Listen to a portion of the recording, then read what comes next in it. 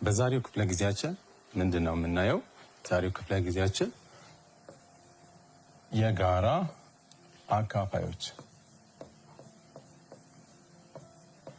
የጋራ አካፋዮች የሚል ርዕስ አለ። ከዚህ በፊት ምንድን ነበር ያየነው? የብቸኛ ትንትን የአንድ ሙሉ ቁጥር ብቸኛ ትንትን ምን እንደሆነ እንዴት አድርገን እንደምንሰራ ብቸኛ ቁጥሮችን ተተንታኝ ቁጥሮችን ተምረን ነበረ። ብቸኛ ትንትን አንድ ሙሉ ቁጥር በብቸኛ ትንትን ሲቀመጥ ምን ማለት ነው? የተሰጠን ሙሉ ቁጥር ብቸኛ በሆኑት ቁጥሮች ብቻ ተባዝቶ እንዲመጣ ማድረግ ብቸኛ ትንትን ብለን እንጠራዋለን። ዛሬ አሁን የቤት ስራ የሰጠኋችሁን ምሳሌ በማድረግ እከልስላችኋለሁ። ምን ነበር ባለፈው መጨረሻ ላይ የቤት ስራ የሰጠኋችሁ የአንድ ሺህ ብቸኛ ትንትን ፈልጉ ብያችሁ ነበር። እስቲ አብረን እንስራው። 1000 በስንት ነው ማካፍለው? በሁለት። ምክንያቱም ብቸኛ ቁጥሮች እነማን ስለሆኑ 2 3 5 7 11 የመሳሰሉት ቁጥሮች ናቸው። ስለዚህ ከትንሿ ጀምራለሁ፣ በሁለት አካፍለዋለሁ። ስንት ሰጠናል? 500። 500ን በሁለት ስለሚካፈል በሁለት ታካፍሉታላችሁ። 250 ታገኛላችሁ። 250 በሁለት ታካፍሉት 125። 125 አሁን የአንድ ቤቱ 5 ስለሆነ ለሁለት ተካፋይ አይደለም፣ ለሶስትም አይካፈልም። ምክንያቱም ሆያቶችን ብትደምሩት ለሶስት ተካፋይ ስላልሆነ እና ቀጣዩ በአምስት ተካፋይ ይሆናል። የአንድ ቤቱ 5 ከሆነ ማንኛውም ሙሉ ቁጥር ለአምስት ተካፋይ እንደሚሆን የተካፋይነት ደንቦችን ሳስተምራችሁ አይተናል። ስለዚህ በአምስት እናካፍለዋለን፣ 25 እናገኛለን። 25ን በአምስት እናካፍላለን፣ 5 አገኛለሁ።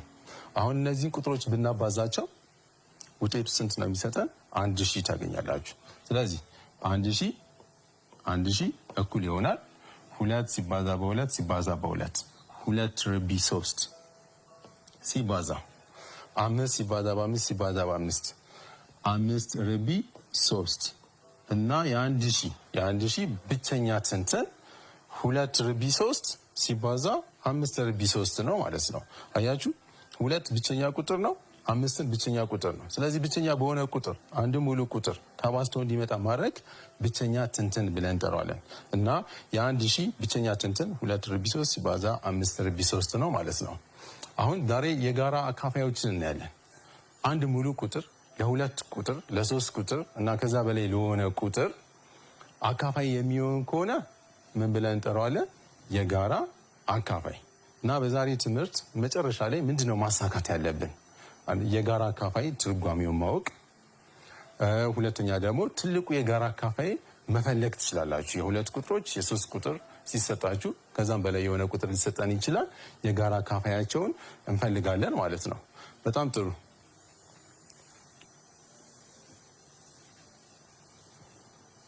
ናው እንደነገርኳችሁ የጋራ አካፋይ ማለት ምን ማለት ነው? የሁለት ቁጥሮች አንድ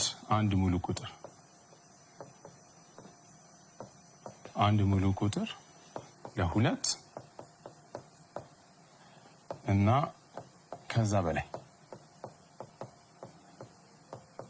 ከዛ በላይ ለሆኑ ሙሉ ቁጥሮች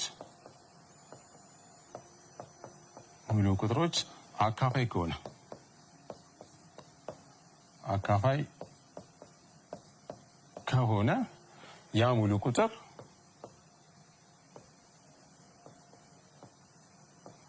ሙሉ ቁጥር ምን ብለን እንጠራዋለን? የጋራ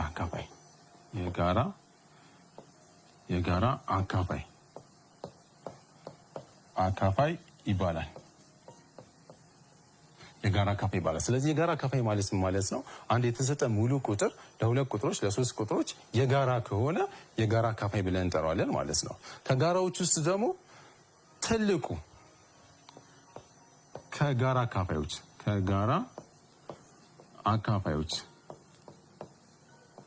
አካፋዮች ትልቅ የሆነው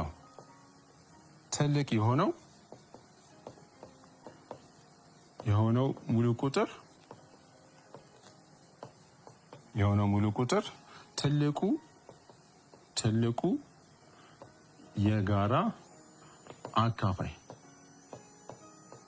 አካፋይ ወይም ደግሞ ባጭሩ እንዲያርገን እንጽፈዋለን ትጋአ። ስለዚህ ከዚህ በኋላ አሁን ትጋአ ፈልጉ ስትባሉ ምን ማለት ነው? ትልቁ የጋራ አካፋይን መፈለግ ነው ማለት ነው። እና እንዴት አድርገን ነው ትጋን መፈለግ የምንችለው? ትልቁ የጋራ አካፋይን እንዴት አድርገን መፈለግ እንችላለን? 3 አይነት መንገዶችን አሳያቸዋለሁ። የመጀመሪያው አካፋዮችን በመዘርዘር ነው። አካፋዮችን በመዘርዘር ትልቁ የጋራ አካፋይን ማግኘት እንችላለን። ሁለተኛው ዘዴያችን ደግሞ ከዚህ በፊት እንዳየነው ብቸኛ ትንትንን በመጠቀም አንድን የተሰጠንን ሙሉ ቁጥር በብቸኛ ትንትን በመጠቀም ትልቁ የጋራ አካፋይን መፈለግ እንችላለን። ሶስተኛው ዘዴ ሁለት ቁጥሮች ብቻ ከተሰጡን ትልቁ የጋራ አካፋይን በማካፈል ዘዴ ማግኘት እንችላለን ማለት ነው። እና አስታውሱ ስንት አይነት መንገድ አለን? 3 አይነት መንገድን አሳያቸዋለሁ። አሁን በምሳሌ እናያለን። ለምሳሌ ያህል እነዚህን ቁጥሮች የ12 18 እና 24 ትልቁ የጋራ አካፋይ ፈልጉ። የ12 የ18 እና የ24 ትጋአ ወይም ደግሞ ትልቁ የጋራ አካፋይ እንፈልጋለን። በሁለት አይነት መንገድ አሳያቸዋለሁ። ይህንን በመተንተን መንገድና አካፋዮችን በመተንተን እንደገና ደግሞ አብዥ ዛፍን በመጠቀም እሱን እናያለን ማለት ነው። እስኪ የመጀመሪያ ዘዴ አንድ በመጠቀም አካፋዮችን በመዘርዘር ማለት ነው። አካፋዮችን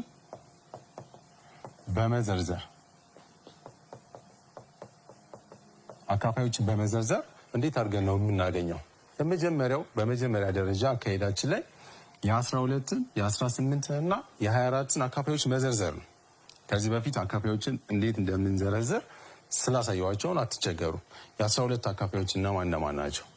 1 ያካፍለዋል፣ 2 3 4 6 ያካፍለዋል። የቁጥሩ ግማሽ ላይ ከደረስን ራሱ ቁጥሩ ነው የሚሆነው እና 12 አካፋዩ ነው ማለት ነው። ስለዚህ 12 አካፋዮችን አሁን እንደምናየው ዘርዝር ያሳይቻቸዋል። የ18ንም እንደዚሁ እንዘረዝራለን። 1 2 ያካፍለዋል፣ 3 ያካፍለዋል፣ 4 አያካፍለውም፣ 5 አያካፍለውም፣ 6 9 ያካፍለዋል እና የቁጥሩ ግማሽ ላይ ስለደረስኩ መጨረሻ ላይ በራሱ በ18 ተካፋይ ነው። ስለዚህ 18 ተካፋዮች እነዚህ ናቸው። 24ስ የ24 አካፋዮች በ1 ይካፈላል፣ በ2 ይካፈላል፣ በ3 በ4 ይካፈላል። 24 በ6 ተካፋይ ነው።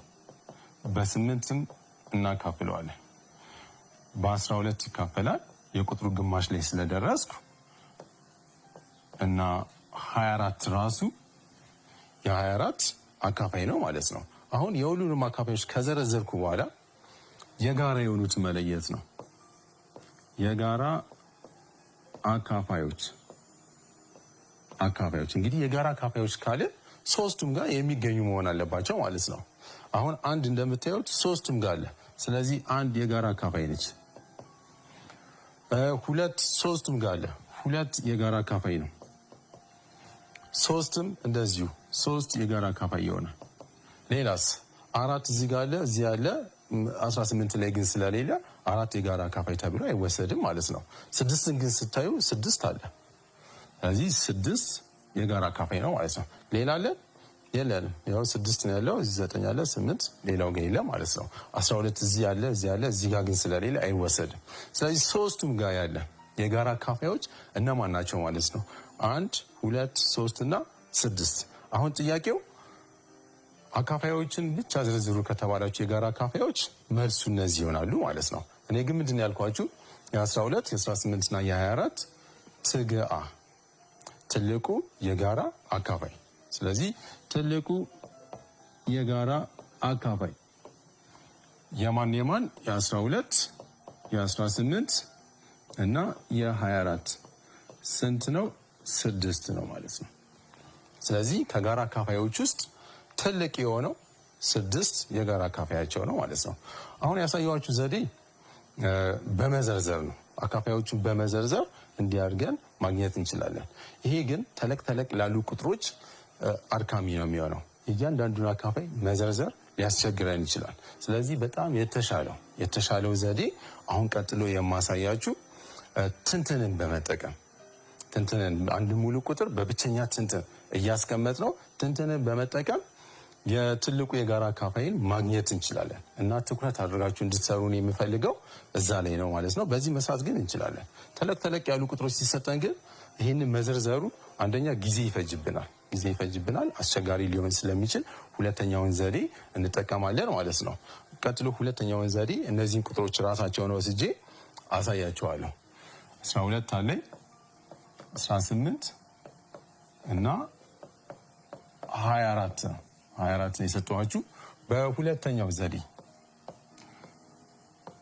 2 ብቸኛ ትንትን በመጠቀም ብቸኛ ትንትን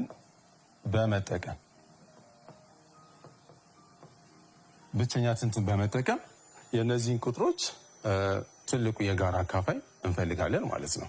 እሺ ምንድነው የምናደርገው? አሁን የምነግራችሁን ሂደቶች ነው የምንከተለው። የመጀመሪያው እያንዳንዱን ቁጥር በብቸኛ ትንትን ማስቀመጥ ነው። የ12ን ብቸኛ ትንትን፣ የ18ን ብቸኛ ትንትን፣ የ24ን ብቸኛ ትንትን አስቀምጣለሁ። እዚህ 12 ብቸኛ ትንትን እንዴት ይጻፋል? ባለፈው ክፍለ ጊዜ አይተናል። እዚህ በማሰቢያ ደብተራችሁ ላይ ትሄዱና 12ን ለ2 ታካፍላላችሁ። ውጤቱ 6 ነው። 6 ለ2 ይካፈላል 3 ነው። ሁሉም ቁጥሮች ብቸኛ ስለሆኑ 12 በብቸኛ ትንትን ሲጻፍ 2 ርቢ 2 ሲባዛ በ3 ነው። ቀጥሎ 18ንም እንዲሁ እናስቀምጠዋለን። 18ን በ2 አካፍሉት 9 ነው የሚሰጣችሁ። 9 በ3 ይካፈላል። በ2 ስለማይካፈል 3 እናገኛለን። ስለዚህ የ18 ብቸኛ ትንትን 2 ሲባዛ 3 ርቢ 2 ነው። 24ን በ2 አካፍሏት 12 እናገኛለን። 12 በ2 6 በ2 3 እና 24 በብቸኛ ትንትን ስናስቀምጠው 2 ሲባዛ በ2 ሲባዛ በ3 ይሆናል። 2 ርቢ 3 ሲባዛ በ3 እናገኛለን ማለት ነው። ስለዚህ የመጀመሪያውን ጨርሰናል። ምን አድርገን? እያንዳንዱን ቁጥር በብቸኛ ትንትን በማስቀመጥ ማለት ነው። ምንድነው የምናደርገው? በብቸኛ ትንትን ካስቀመጥኩ በኋላ የጋራ የሆኑትን አወጣለሁ። ግን የጋራ የሆነውን ስናወጣ እዚህ ጋር 2 አለኝ፣ 2 ርቢ 2 እዚህ 2 አለን። ርቢው 1 ነች ባይጻፍም። 2 ርቢ 3 ርቢው ስንት ነው? 3 ነው። የምንመርጠው ትንሹን ነው። ስለዚህ የጋራ ትንሽ ርቢ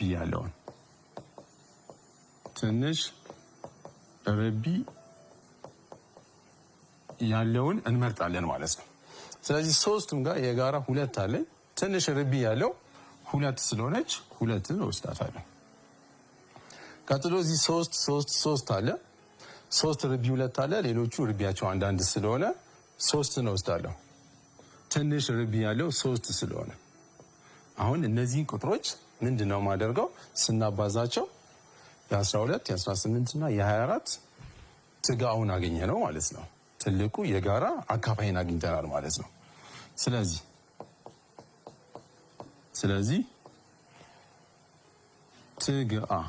ትጋ 12 18 እና 24 እዚህ ጋር ከላይ ያገኘሁት 2 እና 3ን እነሱ ማባዛት ነው የሚሆነው። 2 ሲባዛ በ3 ውጤቱ ስንት ነው? 6። ቅድም ትሰራላችሁ። በመዘርዘር መንገድ 6 ነበር ያገኘ ነው። በዚህኛው መንገድ 6 ነው ያገኘ ነው። ስለዚህ የትኛው ነው የተሻለ መንገድ? ይሄኛውን ብትለምዱት ተለቅ ያለ ቁጥር ሲሰጣችሁ በቀላሉ ለመስራት ያስችለናል ማለት ነው። አካፋዮችን ከመዘርዘር ይሄ በጣም የተሻለው መንገድ ነው። እስቲ ሌላ ምሳሌ አሳያችኋለሁ።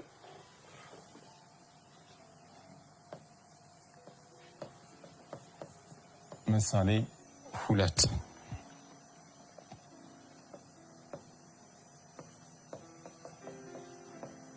የሚከተሉትን ቁጥሮች ትጋአ ፈልጉ ትጋአ ፈልጉ 72 እና 76 ለ120 እና 170 እነዚህን እንፈልጋለን። በቤታችሁ ሆናችሁ እንድትሰሩ ለዚህ 5 ደቂቃ ሰጣችኋለሁ። 5 ደቂቃ አሁን ባሳየኋችሁ መሰረት ብቸኛ ትንትንን በመጠቀም የ72 እና የ76 ትልቁ የጋራ አካፋይ የ120 እና የ170 ትልቁ የጋራ አካፋይ ፈልጋችሁ እስቲ እንገናኛለን።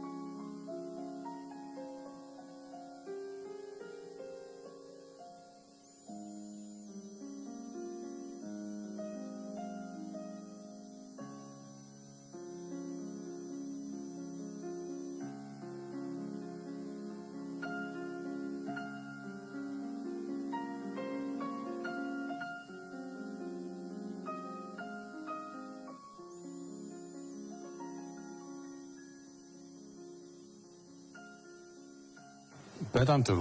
የሰጠኋችሁን ጥያቄ በደንብ እንደሰራችሁ እርግጠኛ ነኝ። እስቲ አሁን ደግሞ እርማቱን እንውሰድ። ምንድን ነበር ጥያቄያችን? የ72 እና የ76ን ትግአ መፈለግ ነው። ስለዚህ በብቸኛ ትንትን በመጠቀም አሁን ብቸኛ ትንትን በመጠቀም መስራት ቀለል ስለሚል የ72ን ብቸኛ ትንትን እናስቀምጣለን። እነማን ናቸው የ72 ብቸኛ ትንትኖች? 72 እኩል ይሆናል 76ንም በብቸኛ ትንትን አስቀምጠዋለሁ። ስለዚህ ምንድነው የምናደርገው? 72ን ለሁለት አካፍሉት በብቸኛ ትንትን ለማስቀመጥ 36 እናገኛለን። 36 በ2 ሲካፈል 18 ነው። 18 በ2 9 ይሰጣቸዋል። 9ን በ2 ስለማይችል በ3 አድርጉት። ስለዚህ ስንት ሁለቶች አሉ?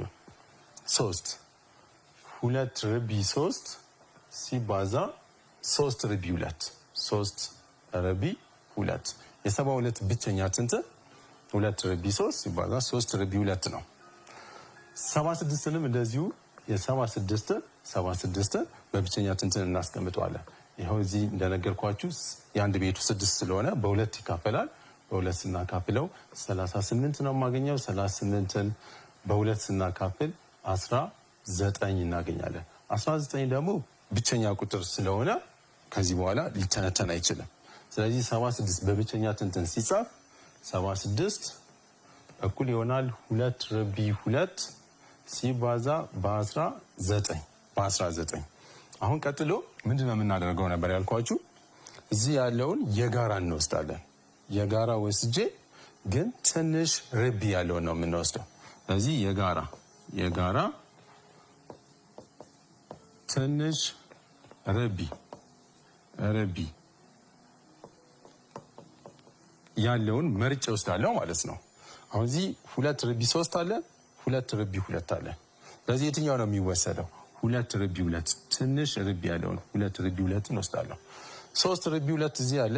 በዚህኛው በኩል ደግሞ 3 የለንም። ስለዚህ የጋራ ስላልሆነ አይወሰድም ማለት ነው። 3 19 እዚህ አለ። እዚህኛው ጋር 19 ስላልሆነ የጋራ ስላልሆነ እሱንም አልወስደውም። ስለዚህ ብቸኛ ያገኘሁት የጋራ 2 ርቢ 2 ነው ማለት ነው። 2 ርቢ 2 ነው። ያ ማለት ምን ማለት ነው?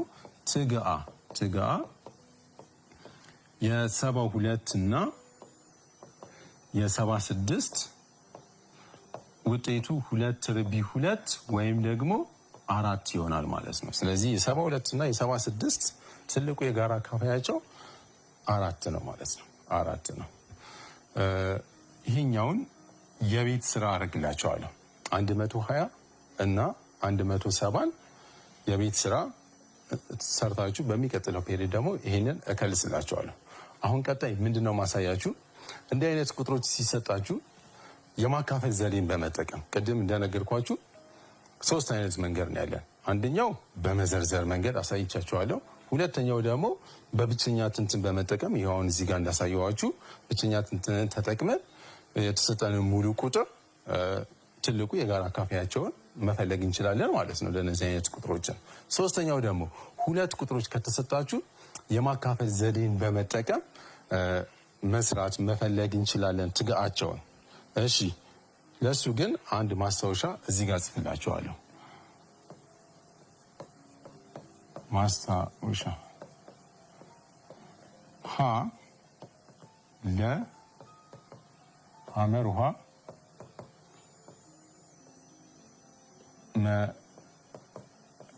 መረ እነዚህ ሙሉ ቁጥሮች ቢሆኑ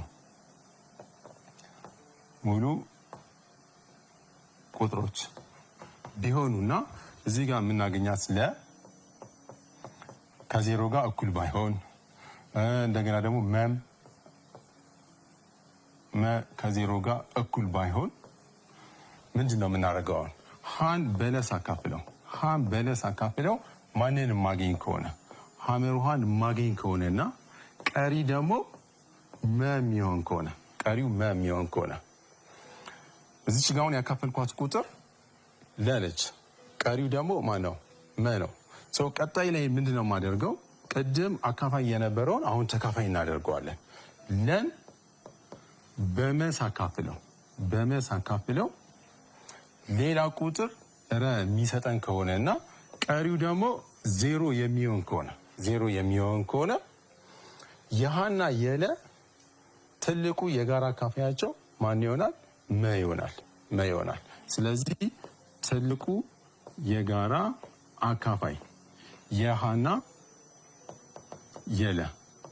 የለ መ ነው ማለት ነው። የሀና የለ መ ይሆናል። ይህንን በመጠቀም የማካፈል ዘዴን በመጠቀም ትልቁ የጋራ አካፋይን ማግኘት እንችላለን ማለት ነው። እስቲ ለዚህ አንድ ምሳሌ ላሳያችሁ።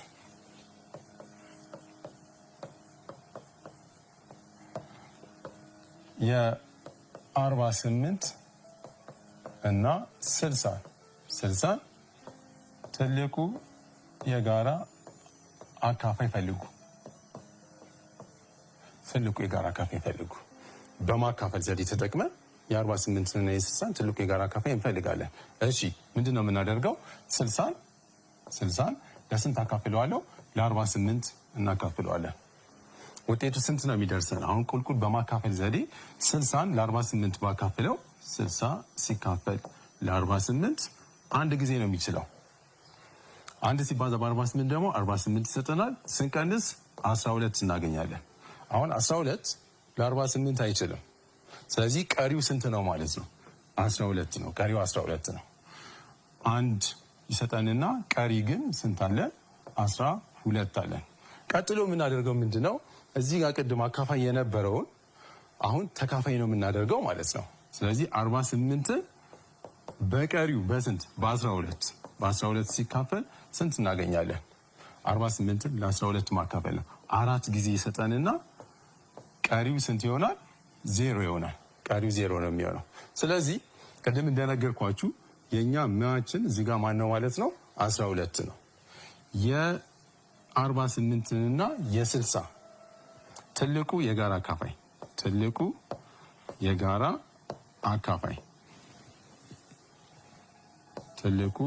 የጋራ አካፋይ የ48 እና 60 ውጤቱ ስንት ነው ማለት ነው?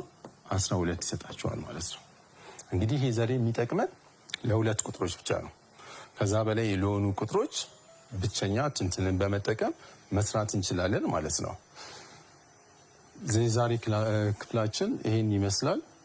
ቅድም የሰጠኋችሁን የቤት ስራ ሰርታችሁ በሚቀጥለው እንገናኛለን። እሺ፣ በጣም ጥሩ። የዛሬ ክፍለ ጊዜያችን ይሄን ይመስላል። ዛሬ ምንድን ያየነው?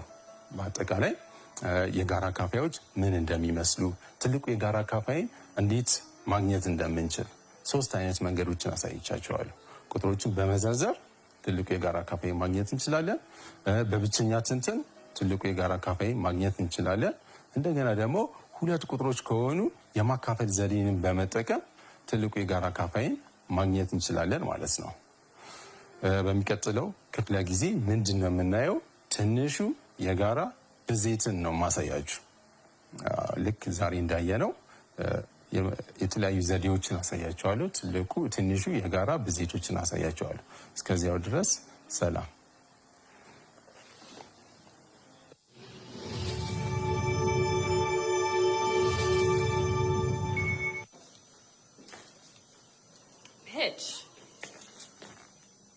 Excuse me, young lady?